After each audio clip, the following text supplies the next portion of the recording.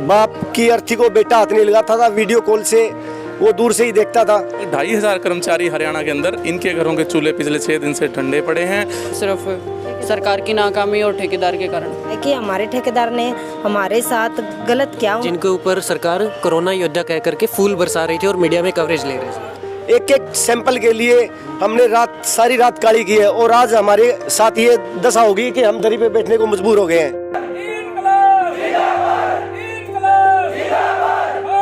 No ये काम ही तो करना है, हमारी तनख्वाह तो हम ही दे रहे हैं, काम तुमने उधर भी करना इधर भी करना।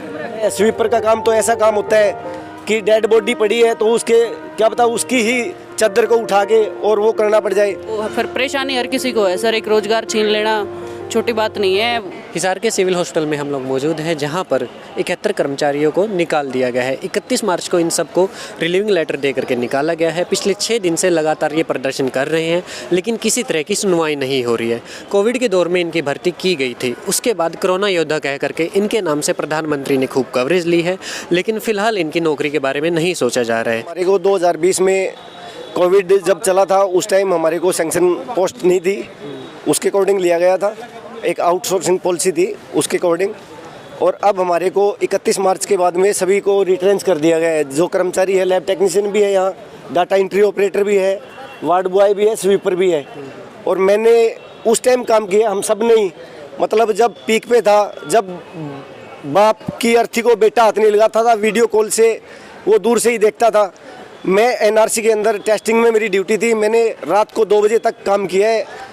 3-3 हज़ार टेस्ट किए हमने। ये जो लीडर बने फिरते हैं और जो अधिकारी हैं, ये हमारे को फ़ोन करके कहते थे आज मेरे बेटे की फ़्लाइट है, आज मेरी घरवाली की फ़्लाइट है, हमारे को रिपोर्ट चाहिए। हमने एक PCR, एक सैंपल के लिए हमने सारी रात काली की है और आज हमारे साथ ये दशा होगी कि हम दरी पे बैठने को मजबूर हो गए हैं। तो हम सरकार से, माननीय मुख्यमंत्री जी से, माननीय अनिल विज स्वास्थ्य मंत्री जी से और ऊपर जो प्रशासन है उनसे भी निवेदन करते हैं कि हमारी नौकरी को तुरंत प्रभाव से बहाल किया जाए। सिर्फ 71 कर्मचारी नहीं है, हरियाणा भर में करीब 3,500 कर्मचारियों को नौकरी से निकाला गया है।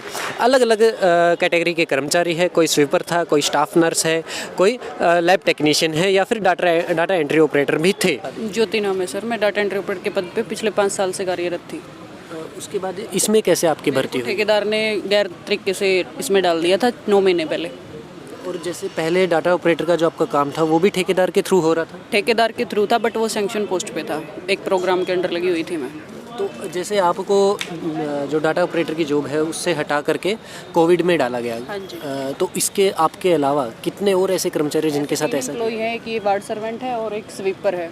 ये जो 2012 और 13 से लगे हुए हैं, 9-10 साल की इनकी जॉब हो चुकी है, जो आज ये दरी पे आ चुके हैं, सिर्फ और सिर्फ सरकार की नाकामी और ठेकेदार के कारण।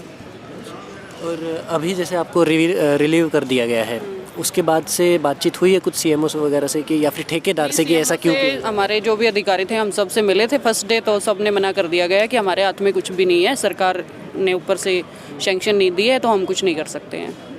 CMO ने साफ मना कर दिया गया है। कितनी परेशानी हो रही है अभी जैसे एकदम से आपको जॉब से? हम तो घर भी, मतलब घर वालों को भी ये स्पष्ट नहीं कर सकते, क्योंकि वो कह रहे तुम तो 5 साल से लगे हुए थे, तुम तो कोविड में भी नहीं थे, तुम्हें सरकार कैसे हटा सकती है, तुम उसमें कैसे आगे हो।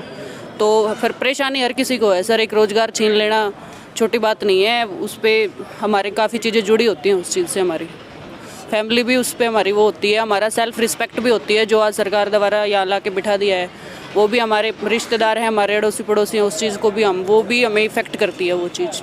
कह सकते हैं कि आप भी उन्हीं लोगों में से एक है जिनके ऊपर सरकार कोरोना योद्धा कह करके फूल बरसा रही थी और मीडिया में कवरेज ले रही थी। यही सबसे दुर्भाग्यपूर्ण बात है कि प्रधानमंत्री हमारे माननीय श्री नरेंद्र मोदी जी ने बहुत सम्मान के लिए हमारे को चुना था, हमारे लिए पुष्प वर्षा कराई, हमको अलग अलग यहाँ पर चौक चौराहों पर रोककर सम्मानित किया जाता था।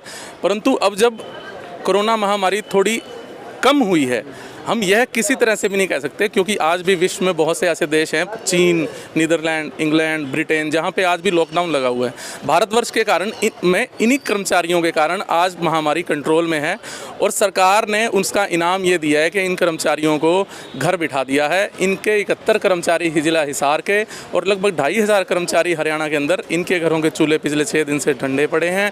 सरकार को हम यह आग्रह करते हैं कि वह जल्दी से जल्दी इनके बारे में कुछ सोचे और इनको बहाल करे।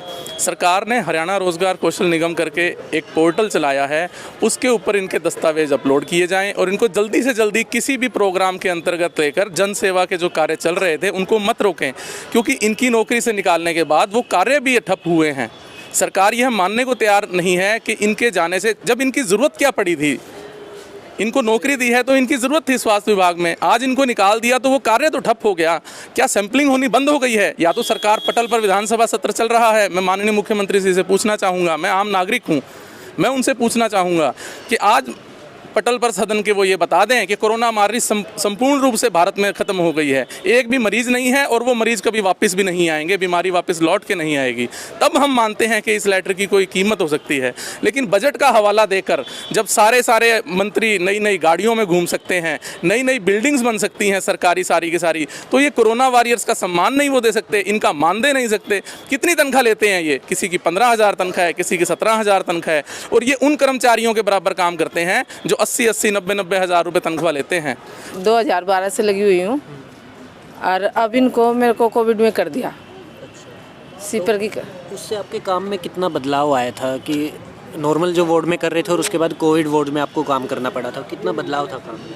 काम में तो कोई बदलाव वाली बात नहीं, काम उधर भी करते थे, काम इधर भी कर रहे हैं, काम की तो कोई दिक्कत नहीं आई। GH में, इसमें सिविल हॉस्पिटल हिसार में हमने 1 अप्रैल 2013 से ज्वाइनिंग थी जी हमारी। हमने वहाँ भी कोविड में काम किया, 2019 में भी, 20 में भी हमारी आइसोलेशन ड्यूटी लगती थी, तब भी हम वहाँ मरीजों का, कोरोना वालों का काम करते थे, इधर भी करते। लेकिन क्या है कि हमारे ठेकेदार ने हमारे साथ गलत किया, उन्होंने हमें बताया नहीं कि हमारी ट्रांसफ़र उन्होंने भी कोविड में कर दिया है, कोविड का अलग ये ऐसा कुछ है। हमें बाद में पता चला जनवरी में या दिसंबर में जाके कि हमें कोविड में कर दिया गया। आज हमें 9 साल हो गए, 10वीं साल लगी हुई है लगे हुए, अब इन्होंने हमें कोविड के अंदर कर दिया, तो अब साफ आया रास्ता, अगले ने कह दिया अभी यहाँ वो नहीं हो सकता। तो इसलिए हमारे साथ जो गलत हुआ वो सरासर ठेकेदार ने किया है। लेकिन अब हम यहाँ दरी पे बैठे हैं तो हमारी तो यही सोच है कि जी हम इस दरी पे बैठ के अपना हक लेके रहेंगे। जैसे आपको दिसंबर या जनवरी में मालूम हुआ कि आपको कोविड वार्ड में ट्रांसफ़र कर दिया गया है, तो उस दौरान आपने ठेकेदार से बात की कि ऐसा क्यों किया गया? नहीं, ठेकेदार से बात तो की, फिर पता क्या कहते हो सुपरवाइजर, ये काम ही तो करना है, हमारी तनख्वाह तो हम ही दे रहे हैं, काम तुमने उधर भी करना इधर भी करना। फिर हमने बोला भी हमारे को क्यों भाई इसमें भेज रहे हो? बोले ऐसी कोई बात नहीं है, तनख्वाह तो मैंने ही देनी है, यहाँ पे भी मैं ही दे रहा हूँ, उधर भी मैं ही दूँगा, ऐसा कुछ नहीं है, मैं तो हमारे को हटा नहीं रहा। अब हमारे को क्या पता हमारे साथ ये धोखा करेगा। तो जैसे अभी आपको एकदम से निकाल दिया गया है, कितनी परेशानी हो रही है इसकी? जी, इसके लिए बहुत ज़्यादा परेशानी हो रही है। मेरी छोटी गुड़िया है, मैं उसको घर पे छोड़ के आती हूँ और वो अकेली रहती है, पड़ोसियों के घर छोड़ के आती हूँ और यहाँ 2-3 बजे तक आने जाने में भी बहुत ज़्यादा परेशानी होती है जी। जब आप लोगों को जॉब पे रखा गया था तो उसमें कुछ ऐसा टाइम पीरियड रखा गया था कि इतने टाइम के लिए ही रखा जा रहा है? सरकार ने शुरू में इनको 3 महीने के लिए कॉन्ट्रैक्ट पीरियड दिया था, उसके बाद वो महामारी को देखते हुए 3 महीना करके 6 बारी 5 बारी इनका कॉन्ट्रैक्ट पीरियड बढ़ा चुके हैं। हमेशा से ये लिखा गया था कि कोरोना महामारी के अंतर्गत आपको इसमें लिया जा रहा है। आज सरकार को ये दिखा कि अप्रैल का महीना आ गया है और ये कोरोना महामारी थोड़ी सी ठंडी पड़ी हुई है, और क्योंकि इनका मार्च के बाद अनुबंध समाप्त होता था और सरकार ने एक बहुत अच्छा काम भी किया कि जो आउटसोर्सिंग पॉलिसी बंद कर दी, लेकिन उसमें जो कर्मचारी कार्यरत थे उनको तो वो नौकरी पर रखें, उनको उन्होंने दरकिनार कर दिया, दरी पर बैठने को मजबूर कर दिया। यह सरकार का एक बहुत बुरा काम है और उनको इस निंदनीय काम के लिए अपने आप से वापसी लेनी पड़ेगी और इनको बहाल करना पड़ेगा। और प्रदर्शन के अलावा क्या आप लोग लीगली भी लड़ाई कर रहे हैं? केस वगैरह डाला है आपने इस चीज़ को? लीगली तो हम इस चीज़ के लिए कहीं पे जा ही नहीं सकते, इनको कोई रिलीविंग लेटर ही नहीं दिया। एक ये लेटर आया है कि हमारे पास बजट की सैंक्शन नहीं है, कोई पर्सनली इंडिविजुअली इनके साथ में कोई सरकार ने आजकल पत्राचार ही नहीं किया है। लीगली इस चीज़ के लिए क्या करें? सरकार ने जो इनकी शार्प ग्लोबल नाम की जो आउटसोर्सिंग कंपनी थी उसी का वहाँ पे 31 तारीख को जो कॉन्ट्रैक्ट था वो ख़त्म कर दिया, आउटसोर्सिंग की पॉलिसी ख़त्म हो गई। यहाँ पर सारी चीज़ ये है कि सरकार अभी हरियाणा रोज़गार जो उनका निगम जो उन्होंने बनाया है उसमें पूर्ण रूप से वो पोर्टल सफलता से नहीं चल पा रहा, उसमें बहुत सारी त्रुटियां हैं। उन वाली खामियों को जल्दी से जल्दी ख़त्म करें और इन लोगों को उनका सम्मान वापस करें। और जब तक वो खामियां ख़त्म नहीं हो रही, वो किसी भी फील्ड के अंदर, स्वास्थ्य विभाग के अंदर सैकड़ों पद, हज़ारों पद खाली पड़े हैं। यही स्टाफ नर्स, यही फार्मासिस्ट जब कोविड मरीजों का इलाज कर सकते हैं तो वो साधारण मरीजों का भी तो इलाज कर सकते हैं। कि IMA की एसोसिएशन कहते हैं मई के मध्य में या जून के पहले पखवाड़े में कोरोना की अगली लहर वापसी आएगी, एक नया वेरिएंट आएगा। तो क्या उस समय और बेरोज़गारों को भर्ती करेंगे और दोबारा से उनका 3 महीने 6 महीने इस्तेमाल करके उनको सड़कों पर मरने के लिए छोड़ दिया जाएगा? इसके अलावा कुछ लोग जिनकी टेस्टिंग में ड्यूटी थी वो सभी इसमें शामिल है और जिन्हें फ़िलहाल निकाल दिया गया है। सरकार की तरफ से निकालने के बाद किसी तरह का संपर्क नहीं किया गया है। इनका भविष्य आगे क्या होगा इसके बारे में भी नहीं सोचा जा रहा है। बहुत सारे कर्मचारी ऐसे भी हैं जो पिछले 9-10 साल से काम कर रहे थे। इन्होंने अपनी नौकरियां छोड़कर, अपनी खुद की दुकानें थी, कईयों की फार्मासिस्ट थे जो छोटी छोटी दुकानों पर लगे हुए थे, अपनी नौकरियां छोड़कर ये लोग यहाँ पर सर्विसेज देने आए थे। सिविल सर्जन कार्यालय से इनके पास पर्सनली फ़ोन गए थे कि कृपया करके आप ज्वाइन कर लीजिए, क्योंकि कोई व्यक्ति उस समय कोरोना महामारी के डर के कारण नौकरी करने के लिए तैयार नहीं था। उस समय इन दिलेर साथियों ने अपनी सेवाएं दी। बहुत से ऐसे कर्मचारी थे जो कोविड महामारी के समय दुबक कर बैठ जाते थे।